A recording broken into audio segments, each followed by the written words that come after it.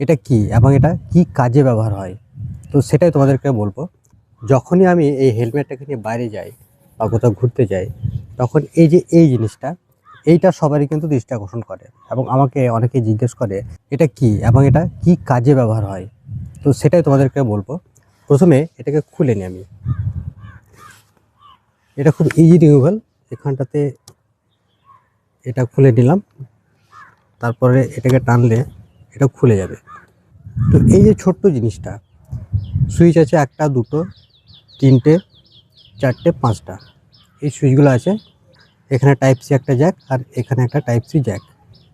তো এই জিনিসটা হলো যাদের ঘাড় ব্যাকা, অর্থাৎ গাড়িতে চাপলে যাদের ঘাড় বেঁকে যায়, এই যে এখানে ফোনটা লাগিয়ে এরম এরকম করে যে গাড়ি চালায় না, এরকমভাবে গাড়ি চালায়, কাউর ছাগল মারে, নাহলে মানুষ মারে, নাহলে নিজে কোথাও পড়ে অ্যাক্সিডেন্ট করে, সেই জিনিসটা রক্ষা করার জন্য এই ডিভাইসটা ব্যবহার হয়। এটা আমার লাইফ সেভার। ঠিক আছে, এটা সুবিধা কি? এটা হচ্ছে একটা ব্লুটুথ ডিভাইস যেটা হেলমেটে লাগানো হয়, আর হেলমেটের ভেতরে থাকে দুটো স্পিকার আর একটা মাইক্রোফোন।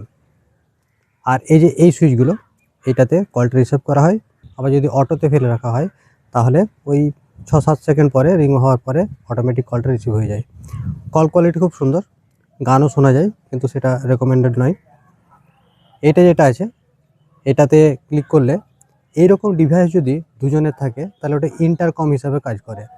মানে দুজনে, তিনজনে, চারজনে, পাঁচজনে গ্রুপে রাইড করতে বেরিয়েছে, সেই টাইমে এটা যদি ক্লিক করা হয় এবং কানেক্ট করে নেওয়া হয়, তাহলে একে অপরের সঙ্গে যে কথোপকথন সেটা কিন্তু খুব সুন্দর হয়, সেটা ফোন করতে হয় না।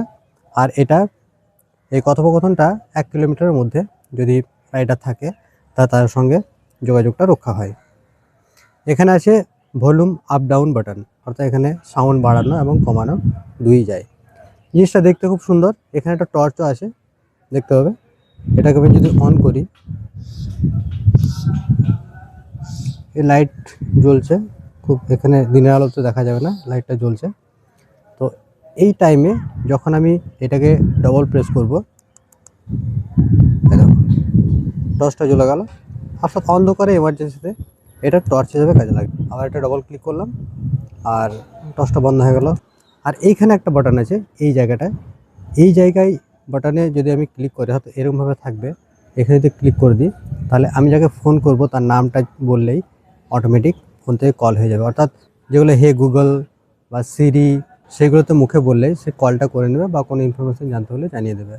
এবং নেভিগেশান, অর্থাৎ যখন আমরা বাইরে কোথাও যাই তখন যে ম্যাপের ব্যবহার করি আমরা, হয়তো কোনো অচেনা রাস্তায় গেলাম, সেখানে গুগল ম্যাপ ব্যবহার করলাম,